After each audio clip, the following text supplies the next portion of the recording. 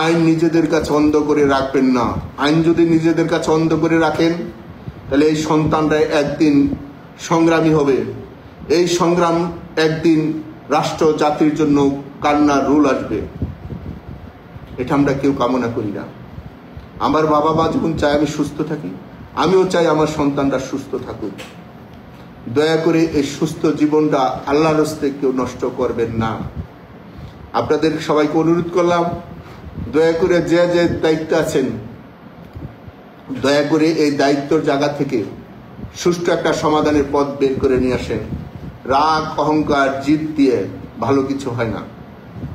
সমাধানে একটা সুষ্ঠু পথ তৈরি করেন।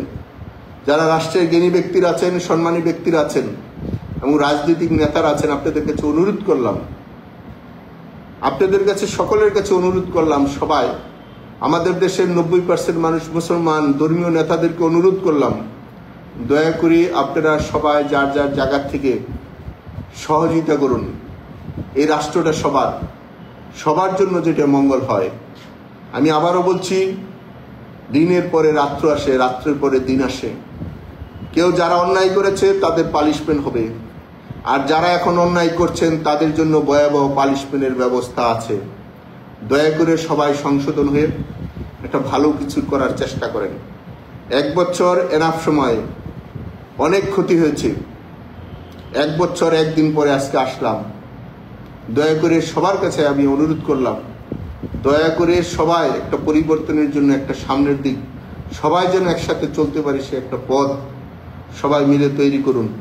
এই জন্মভূমি আপনাদের আমাদের সকলের ভবিষ্যৎ প্রজন্মের জন্য আমরা একটা ভালো কিছু রেখে দিতে চাই, যেখানে সবার বসবাসযোগ্য একটি শহর থাকবে, যে শহরের মানুষ সবাই নিজেদের দেশে বসবাস করবে। কারণ এখানে রাগ অহংকার করে লাভ নাই। আমি বলছি তো, স্বাধীনতার পর থেকে কোনো সরকারেরই সকলে দেশে থাকতে পারেন নাই। সবারই দেশের বাহিরে কোনো না কোনো ভাবেই, কেউ আত্মগোপন বলেন, কেউ লুকিয়ে বলেন, কেউ চুরি করে বলেন, কেউ গা টাকা দিয়ে বলেন। আমার সমাজের, আমার দেশের কোনো মানুষের, কোনো সেক্টরের, কোনো এক্সট্রা কোনো পেশার মানুষের এক্সট্রা কোনো সম্মান নাই। এই সম্মানটা যেন আর নষ্ট না হয়, ভবিষ্যৎ নিজেদের সন্তানের দিকে চিন্তা করে আমরা সকলে একসাথে চলার একটা পথ তৈরি করি। আমাদের যা ক্ষতি করেছেন, অসুবিধা নাই, আমাদের সম্পদ যা আছে নিয়ে দেন, কোনো সমস্যা নাই, কিন্তু দয়া করে আমাদের মানুষগুলোকে বাঁচতে দেন, আর আমরা আমাদের মানুষগুলোর সাথে একসাথে থাকি, জন্মভূমিতে আমরা অবস্থান করি। এটাই আমরা আপনাদের সকলের কাছে অনুরোধ করব। আমি আবারও বলছি, আমাদের কোনো নেতৃবৃন্দ, কোনো সাপোর্টার, আমাদের যারা ভোট দিয়েছে, আমাদের সমর্থন করেছে, আল্লাহর হস্তে দয়া করে তাদের আর কোনো ক্ষতি করবেন না। যদি মনে হয় আমরা আমাদের সরিয়ে দিলে আপনাদের ভালো, আপনারা নির্বাচন করবেন, করেন, কোনো সমস্যা নাই। আমাদের বাড়ি সম্পত্তি যা আছে যদি মনে হয় আপনারা নিয়ে যাবেন, নিয়ে যান, কোনো সমস্যা নাই। দয়া করে আমাদের কবরের জায়গাটুকু রাখেন, দয়া করে আমাদের কবরের জায়গাটুকু আপনারা রাখেন।